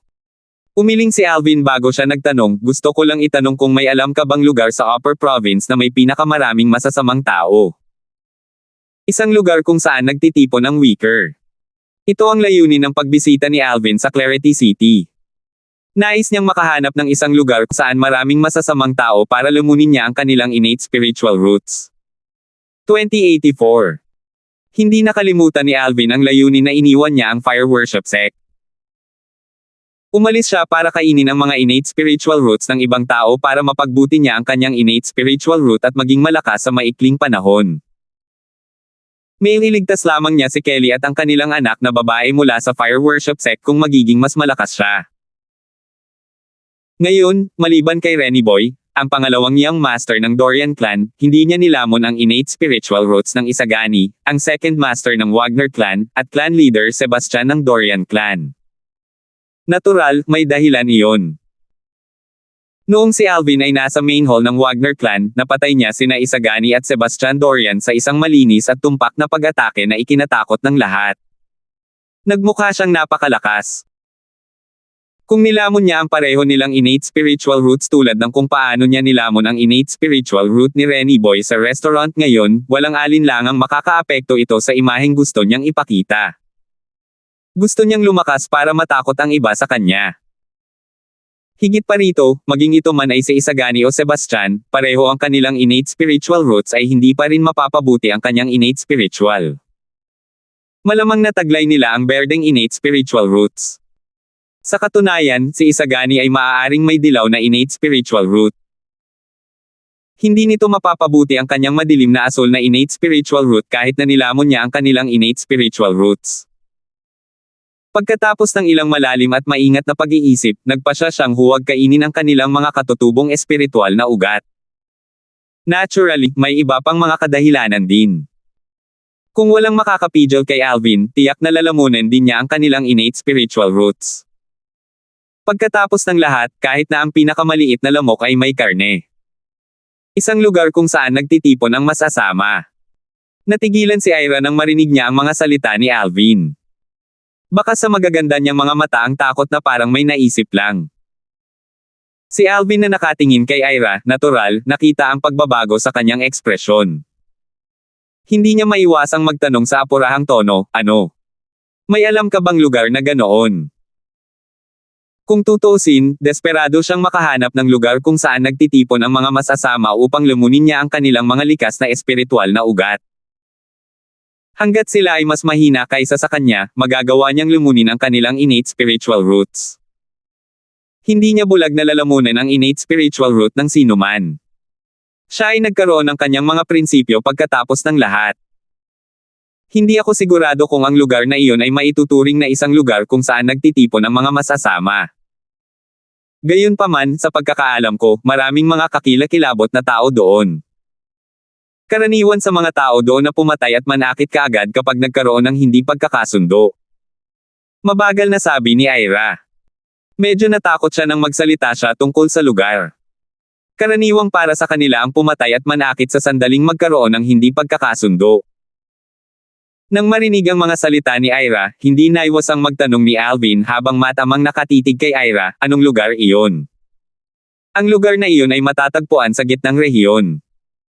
Ito ay nasa tabi ng isa sa 3 dakilang sekta, ang Black Ketra Sect. Gayunpaman, ang lugar na iyon ay walang kinalaman sa Black Ketra Sect. Sa katunayan, kung ang mga disipulo mula sa Black Ketra Sect ay pupunta sa lugar na iyon ng walang kasamang elder, maaari pa silang mapatay. Kahit na ang Black Ketra Sect, ang sabi ay magkakaroon ng mas maraming oras sa paghahanap ng Black Ketra Sect, sabi ng Black Ketra Sect ay magkakaroon ng mas maraming oras sa paghahanap ng culture, takot. Black Ketra Sect. Malaking pagbabago ang ekspresyon ni Alvin nang banggitin ni Ira ang Black Ketra Sect, isa sa 3 dakilang sekta sa Dao Marshall Saint Land. Nabalisa si Alvin nang marinig niya ang pangalan ng sekta dahil naalala pa niya ang taong pumunta sa Lower Province at pumasok sa Asher Cloud Mansion na pumatay kay Elder Ko at kinuha ang Devil Seal Tablet. Ang taong iyon ay walang iba kundi ang Elder Zoro ng Black Ketra Sect. Siya rin ang nag-iisang anak na lalaki ng Golden Lion King, isa sa 4 na dakilang Dharma sa Black Ketra Sect. Zoro. Lumitaw sa isipan ni Alvin ang figure ng isang lalaking nakasuot ng mapusyaw na kulay abong damit. Ito ay isang nasa katanghaliang gulang na lalaki na naka-cross-eyes at nagtatampo ang mukha. Hanggang ngayon, naaalala pa rin ni Alvin ang araw na pumunta si Zorro sa Azure Cloud Mansion at pinatay ang kanang kamay ng kanyang ama, si Elder Ku, bago inagaw sa kanya ang Devil Seal tablet.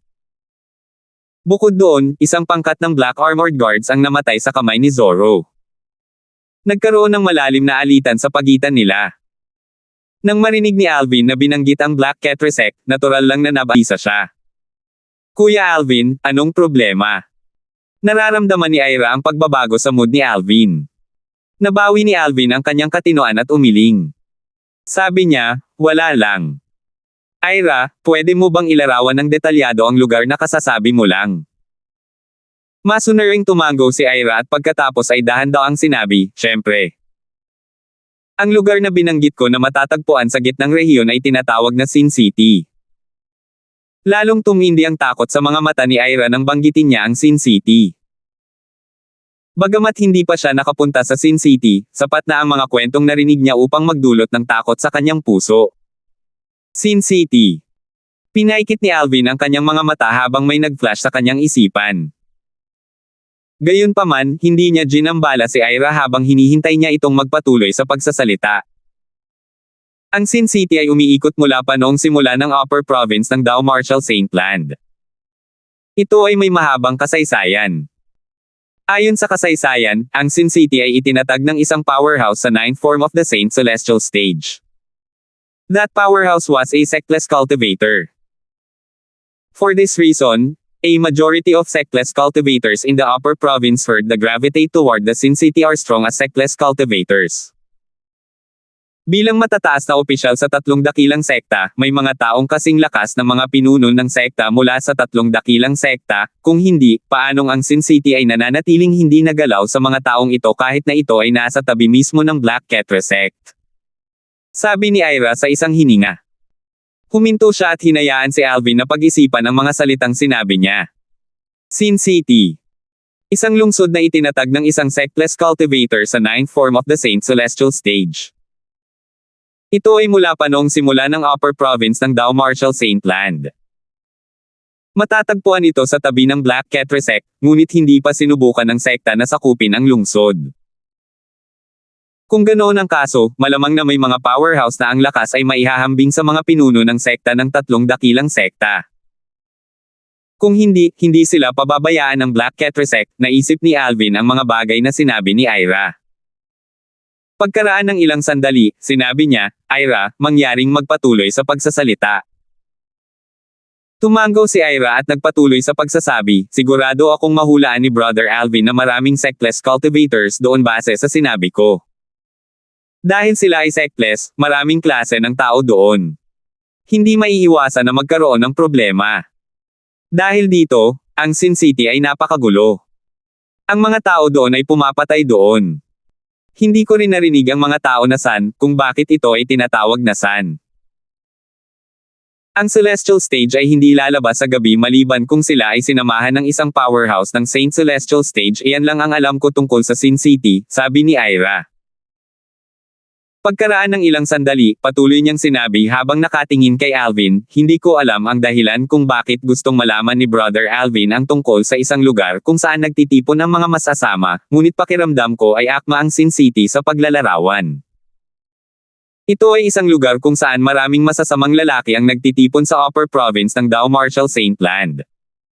Balita ko may mga cannibal din doon. Namutla ang mukha niya nang matapos siyang magsalita. Cannibals. Hindi ito matatanggap ng mga matino. Natural, hindi rin ito matatanggap ni Alvin. Nagdilim ang kanyang ekspresyon nang marinig niya ang mga salita ni Ira. Alam niyang Sin City ang lugar na hinahanap niya. Nakapagdesisyon na. Pupunta ako sa Sin City. Mabilis na nagpasya si Alvin na pumunta sa Sin City para kainin ang innate spiritual roots. Kung ang Sin City ay tulad ng inilarawan ni Ira, maraming masasamang tao doon. Nabawi ni Alvin ang kanyang katinoan pagkatapos niyang huminga ng malalim. Tumingin siya kay Ira habang nagtanong, Ira, nakapunta ka na ba sa Sin City? Hindi. Agad na umiling si Ira nang marinig niya ang tanong ni Alvin. Ayaw niyang pumunta sa Sin City kung maaari. Hindi. Bakit ang dami mong alam tungkol sa Sin City? Nagtatakang tanong ni Alvin. 2085. Narinig ko rin ang tungkol dito mula sa mga walang sekta na cultivator kapag kumakain ako sa mga restaurant. Sabi ni Ira nang makita niya ang nagulat na ekspresyon ni Alvin. Bukod dito, narinig ko na ang pinuno ng sectless cultivators sa Clarity City ay orihinal na taga Sin City. Nabalitaan ni Alvin ang tungkol sa pinuno ng Sectless Cultivators Alliance sa Clarity City sa restaurant ngayon. Umiral ang alyansa para protektahan ang mga karapatan ng mga walang sekta na magsasaka at protektahan sila mula sa pananakot ng 3 dakilang angkan sa Clarity City. Natural, ang pinuno ng Sectless Cultivators ay hindi mahina. Ang kanyang cultivation base ay nasa Saint Celestial Stage. Hindi ito isang sorpresa. Kung mahina siya, mag-iingat kaya sa kanya ang 3 dakilang angkan sa Clarity City. Hindi ko alam kung paano ito sa Sin City. Gayunpaman, dapat malaman ito ng pinuno ng Sectless Cultivator Alliance. Kung gustong malaman ni Brother Alvin ang higit pa tungkol sa Sin City, iminumungkahi kung pumunta ka sa kanya, patuloy na sinabi ni Ira. Tumango si Alvin. Iyon ang plano niyang gawin. Tumingin si Alvin kay Ira at nakangiting sinabi, Ira. Natutuwa akong nakilala kita sa Clarity City, at umaasa akong magkita tayong muli sa hinaharap. Kuya Alvin, aalis ka na. Nang marinig ni Ira na aalis na si Alvin, biglang naging tense ang kanyang ekspresyon. Tumango si Alvin, hindi ba sinabi ko na may layunin akong pumunta sa Clarity City? Nandito ako para hanapin ang lugar kung saan nagtitipon ang mga masasama. Sa wakas nakuha ko na ang sagot ko. Hindi alam ni Wagner Kuming na iyon ang dahilan kung bakit pumunta si Alvin sa Clarity City.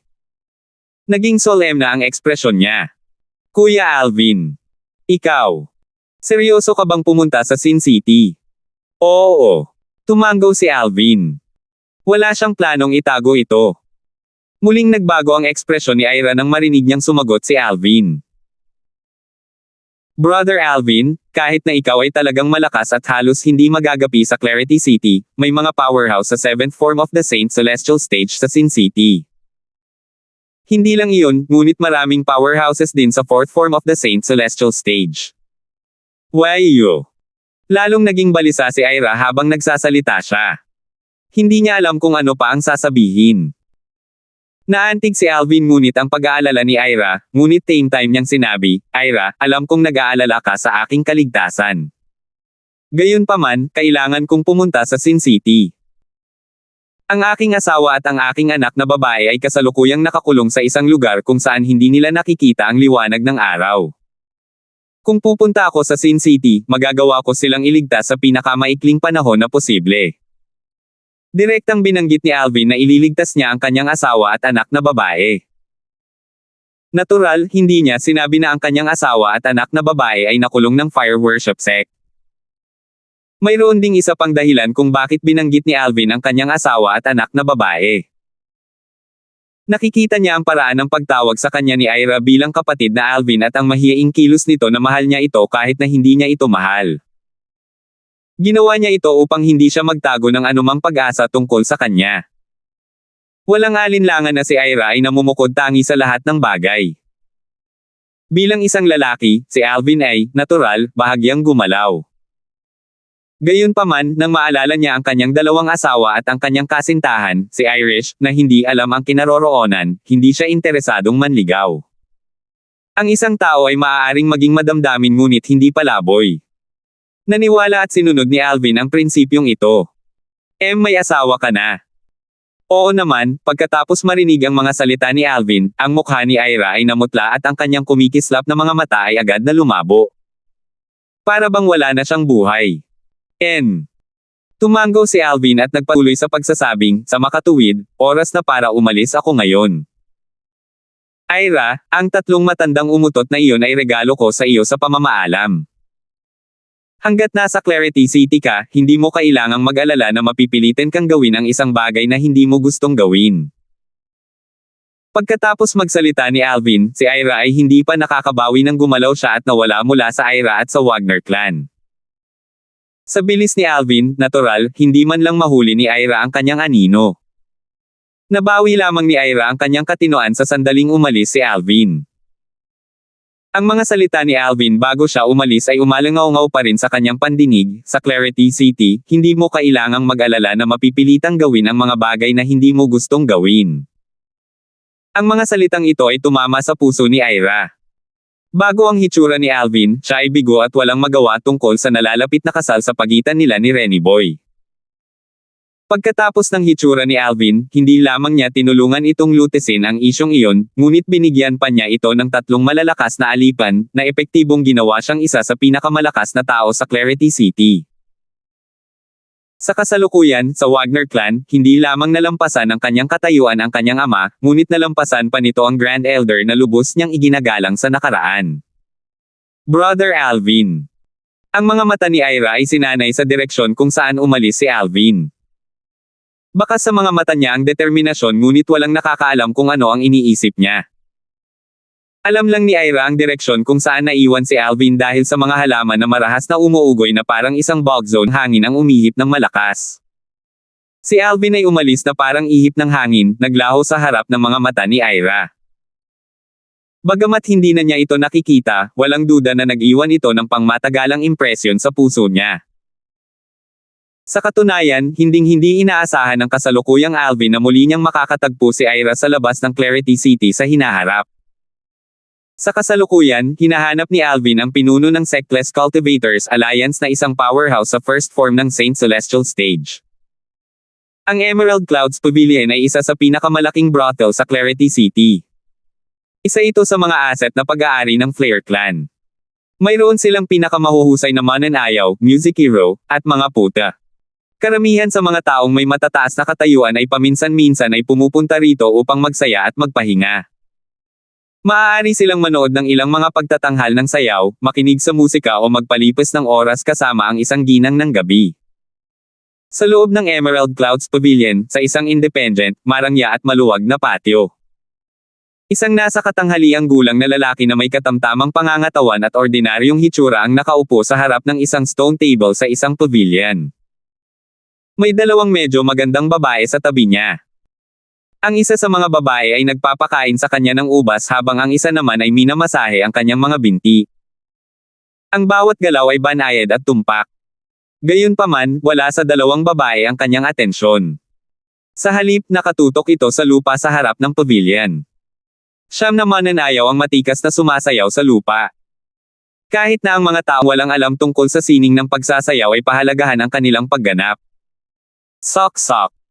Si Leader Wang talaga marunong mag-enjoy sa buhay. Mas komportable dito compared sa Sin City, right? Isang boses ang biglang tumunog. Laking gulat ng lalaking nakaupo sa pavilion na agad namang nagbago ang ekspresyon ng mukha niya. Mabilis siyang tumayo. Namutla na rin sa takot ang 2 babaeng katabi niya. Sino te? Napasigaw ang nasa katanghaliang gulang nang magbago ang kanyang ekspresyon. Lumingon siya para tingnan ang paligid. Ang 9 na mananayaw ay nanigas sa takot. Hu! Sa oras na ito, isang bog zone ng hangin ang umihip at isang lilang binata ang tumalon pababa mula sa tuktok ng pavilion at tuloy-tuloy na lumapag sa lupa. Ito ay walang iba kundi si Alvin na kakaalis lang sa ari-arian ng Wagner clan. Kitang-kita kung sino ang nasa middle-aged na lalaki. Siya ay walang iba kundi ang pinuno ng Sectless Cultivators Alliance sa Clarity City, si Rufus. Nang makita ni Rufus si Alvin, naging malungkot ang kanyang ekspresyon. Tanong niya sa malalim na boses, "Sino ka? Bakit mo kami iniistorbo?" Hua! Sa sandaling magsalita si Rufus, ang Sunsane energy sa katawan ni Alvin ay lumabas kaagad at naging whirlpool. Pangunahing taktika sa paglamon. Sa ilang sandali lang, ang nakapalibot na Heaven and Earth Spirit energy ay naabsorb ni Alvin, na nagpapataas ng kanyang Sun Saint energy sa pinakamataas na limitasyon nito. Ang lahat ng ito ay nangyari ng napakabilis kaya nahirapan si Rufus na mahuli kung ano ang nangyayari. Agad na inilagay ni Rufus ang kanyang bantay sa sandaling nanumbalik ang kanyang tinoan. Mabilis niyang itinaas ang kanyang braso at isang malapad na saber ang lumitaw sa kanyang mga kamay. Ang Saint Energy sa katawan ni Rufus ay lumundag sa saber, na naglalabas ng isang tumatagos na aura. Batay sa aura, masasabi na ang saber ay isang 100 inscription saint weapon. Samantala, humakbang pasulong si Alvin na may kalmadong ekspresyon at walang pakialam na sinabi, ang 100 inscription saint saber ay medyo maganda. Habang sumusulong si Alvin, biglang, shoo! Isang panandaliang sigaw ng espada ang umalangaw-ngaw sa hangin. Bagamat ito ay saglit lamang, ginawa nitong kiligin sa loob si Rufus.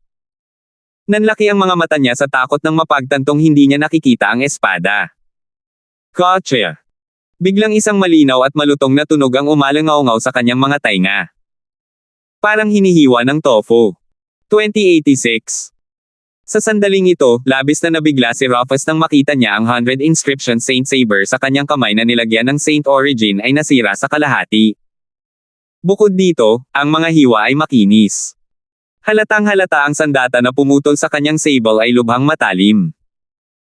Nakaramdam si Rufus ng panginginig sa kanyang gulugad nang maalala niya ang panandaliang sigaw ng espada na narinig niya kanina.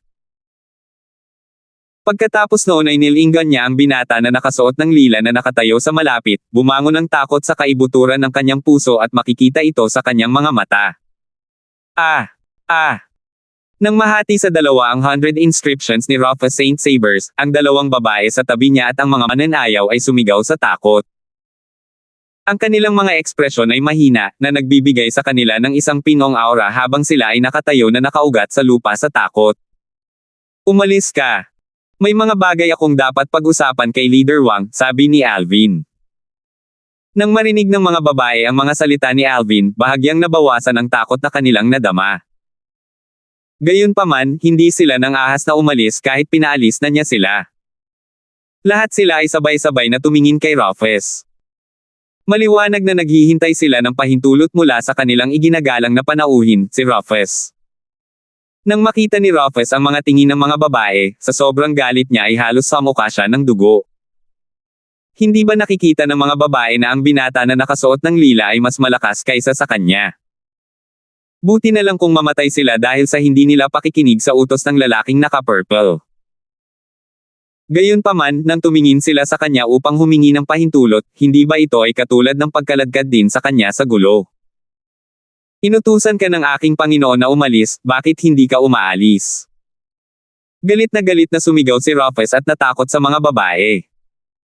Isa-isa silang nagsitakbuhan. Sa isang kisap mata, tanging sina Alvin at Rufus lamang ang naiwan sa maluwag na patio. Panginoon, maupo na po kayo. Nawala ang galit na ekspresyon ni Rufus nang tumingin siya kay Alvin. Agad niyang inimbitahan si Alvin na maupo sa harap ng stone table sa pavilion. Hindi nagabala si Alvin sa mga kasiyahan at diretsyong pumasok sa pavilion. Hindi siya nagulat sa pagiging bastos ni Rufus noong una silang nagkita. Kaya naman hindi siya nag-aksaya ng oras at agad na ipinakita ang kanyang lakas. Sa Sun Saint Energy na napataas sa maximum ng Divine Ability, ng Elementary Devouring Tactic, at sa tulong ng Jasper Celestial Sword, naging madali para kay Alvin na putulin sa lahati ang 100 inscriptions ni Rufus na Saint Saber na nilagyan ng Saint Origin. Sa harap ng Jasper Celestial Sword, ang 100 inscription Saint Saber ay kasing babasagin ng tofu. Sa ilalim ng nag-aalalang tingin ni Rufus, si Alvin ay pumasok sa pavilion at umupo sa harap ng stone table. Pagkatapos, kumuha si Alvin ng ubas sa mesa at inilagay ito sa kanyang bibig. Pagkatapos ninunguyang sandali, iniluwa niya ang mga buto. Masarap ang lasa ng ubas. Kung gusto mo, pipilitin ko silang maghanda sa susunod, nakasimangot na sabi ni Rufus nang marinig niya ang mga salita ni Alvin. Ngayon, na pinaglalaroan niya si Alvin, parang ibang tao siya sa kanyang mayabang na sarili kanina. Ang kanyang pagbabago sa pag-uugali ay natural dahil sa lakas na ipinakita ni Alvin. Sa simula, hindi niya alam na mas malakas si Alvin kaysa sa kanya. Sa kasalukuyan, hindi lang niya nalaman na mas malakas si Alvin, napagtanto niyang madaling pumatay si Alvin kung gugustuhin niya. Kung ang naunang welga ay tumama sa ulo ni Rufus at hindi ang 100 inscription Saint Saber sa kanyang mga kamay, tiyak na siya ay pupugutan ng ulo. Nanlamig ang kanyang gulugad nang maisip niya ito. Umupo ka, utos ni Alvin habang nakatingin kay Rufus. Matapos masaksihan ang nakakatakot na lakas ni Alvin, paano siya mangangahas na maupo sa harap ni Alvin. Mabilis niyang sinabi sa magalang na tono, Panginoon, hindi ako karapat-dapat. Mas gusto kong tumayo. Kung ayaw umupo ni Rufus, tiyak na hindi siya pipilitin ni Alvin. Sinabi niya nang hindi umiikot, pumunta ako dito dahil may ilang tanong ako sa iyo. Makiusap, aking Panginoon. Hanggat alam ko ang tungkol dito, hindi ko ito itatago sa iyo. Nakahinga ng maluwag si Rufus nang marinig niya ang layunin ni Alvin na hanapin siya. Kanina, nakaramdam siya ng pagkabalisa dahil nag-aalala siyang dumating si Alvin para maghanap ng gulo sa kanya. Sa lakas ni Alvin, mapapatay niya ito sa isang kisap mata. Nabalitaan kong nanatili ka sa Sin City ng medyo matagal. Tanong ni Alvin. Kahit na curious si Rufus tungkol sa dahilan ni Alvin sa pagtatanong nito, hindi siya nagtanong ng anumang bagay na hindi kailangan at tumango ng tapat. Hindi naman ito lihim sa karamihan ng mga tao sa Clarity City. Oo. Bukod dito, marami na rin siyang ipinagyayabang tungkol dito. Kung tutuusin, hindi lahat ay may lakas ng loob na pumunta sa Sin City. Maging ang mga powerhouse ng Saint Celestial Stage ay kailangang mag-ingat sa Sin City. Kung hindi, maghihintay lamang sa kanya ang kapahamakan kung may nasaktan siya. Sabihin sa akin ang tungkol sa Sin City, sabi ni Alvin. Panginoon ko. Nag-iisip ka bang pumunta sa Sin City? Nagtatakang tanong ni Rufus na may kumikinang sa kanyang mga mata. Masasabi niyang hindi pumunta ang binata na nakasuot ng lila upang tanungin siya tungkol sa Sin City dahil naiinip siya. Malamang na plano niyang pumunta sa Sin City. Hindi sinagot ni Alvin ang tanong ni Rufus. Nagdilim ang kanyang ekspresyon nang magtanong siya sa malamig na boses, kailangan ko bang ulitin ang tanong ko? Ang pagbabago sa ugali ni Alvin, natural, natakot kay Rufus. Hindi niya maiwasang kiligin. Hindi na siya naglakas loob na magtanong habang nagmamadaling sumagot ng, I'll tell you about Sin City. Kasunod nito, binigyan ni Rufus si Alvin ng detalyadong paliwanag tungkol sa Sin City. Sinabi niya sa kanya ang lahat, mula sa pagkakatatag ng Sin City hanggang sa kasalukuyang sitwasyon sa Sin City. Dahil matagal nang nanatili si Rufus sa Sin City, natural, mas mahusay ang kanyang pangunawa kaysa kay Ira na nakakuha lamang ng kanyang impormasyon mula sa mga chismis. Salamat kay Rufus, maraming natutunan si Alvin tungkol sa Sin City. Matapos ihayag ni Rufus kay Alvin ang lahat ng nalalaman niya tungkol sa Sin City, tanong ni Alvin kay Rufus na may pagtataka, Leader Wang, bakit mo iniwan ang Sin City patungo sa Clarity City? Para lang talagang magsaya sa buhay. Habang pinag-uusapan ni Rufus ang Sin City, iniwan niya ang sarili niya dito. Dahil ang kanyang cultivation base ay nasa tuktok lamang ng first form of the Saint Celestial Stage, siya ay magiging isang ordinaryong martial cultivator sa Sin City kahit na hindi siya isang maliit na sanglaan. Tiyak na hindi siya magiging maligaya gaya ng nasa Sin City. Tulad ng sinabi ng matandang kasabihan, mas mabuting maging ulo ng aso kaysa buntot ng leon. Natural, alam ni Alvin na kailangang may ilang atraksyon sa Sin City dahil maraming sectless cultivator ang nagtitipon doon. Kung hindi, mayroon bang sino man na hindi gugustuhing mamuhay tulad ng isang hari sa isang maliit na bayan? Tiyak na hindi umalis si Rufus sa Sin City dahil gusto niyang tamasahin ang buhay sa isang maliit na bayan. Nang marinig ni Rufus ang tanong ni Alvin, bangantong hininga siya bago sinabi na may ayaw at walang magawang ekspresyon sa kanyang mukha, syempre hindi. Umalis lang ako dahil nasaktan ko ang isang kasuklam-suklam na tao sa Sin City. Malakas ang puwersa niya na sumusuporta sa kanya kaya wala akong choice kundi umalis. Bagamat tiyak na kasiya siya ang buhay sa Clarity City, hindi ito nakakatulong para sa akin na mapabuti ang aking kultura. Batay sa iyong mga salita, ang cultivation environment sa Sin City ay talagang maganda. Napukaw ang interes ni Alvin nang marinig niya ang mga salita ni Rufus. Hindi lang maganda ang cultivation environment, pero maraming benepisyo ang pananatili sa Sin City na mahirap para sa akin na ipaliwanag. Dahil may balak kang pumunta doon, mauunawaan mo pagdating mo. Bagamat alam ni Alvin na sinadya ni Rufus na pigilan siya sa pagdududa, hindi na siya nag-abala pang magtanong. Aalis na siya sa Sin City kung tutuusin. Matapos malaman ni Alvin ang lahat ng gusto niya kay Rufus, tumayo siya at naghanda na umalis. Bago siya umalis, hindi niya nakalimutang pasalamatan si Rufus. Salamat, Leader Wang. Bahagyang nagulat si Rufus sa kagandahang loob ni Alvin. Panginoon ko, masyado kang magalang. Tiningnan niya ang unti-unting nawawalang likod ni Alvin na may bakas ng paggalang sa kanyang mga mata. Siya. Sino ba talaga siya? Nabawi lamang ni Rufus ang kanyang katinoan nang mawala si Alvin sa kanyang paningin.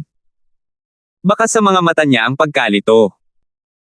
Si Rufus ay nanirahan sa Clarity City sa loob ng ilang taon, ito ang kanyang unang pagkakataon na nakakita ng isang taong napakalakas sa lungsod. Ang Clarity City ay isang maliit na bayan na matatagpuan sa gilid ng kanlurang rehiyon, karamihan sa mga powerhouse ay hindi titigil dito kahit na sila ay dumaraan. Matapos umalis sa Emerald Clouds Pavilion, hindi na huminto si Alvin at agad na umalis sa Clarity City. Nang umalis si Alvin sa Clarity City, bumalik siya para tingnan ang lungsod. Kumikislap ang mga mata niya ngunit mahirap hulaan ang tumatakbo sa isip niya. Golden Crow Wings. Pagkaraan ng ilang sandali, isang pares ng nagninangas na mga pakpak ang tumubo sa kanyang likuran. Naikas niya ang high-grade movement na divine ability, ang Golden Crow's Wings. Ikinumpas ni Alvin ang Golden Crow's Wings. Sa susunod na sandali, boom! Boom! Boom! Isang dumadagandong na ingay ang umalangaw-ngaw sa hangin. Ginamit ni Alvin ang Golden Crow's Wings para pumunta sa gitnang rehiyon ng Upper Province ng Dao Marshall St. Land sa napakabilis na bilis. Salamat po at sinamahan ninyo ako, ingat lagi mga master.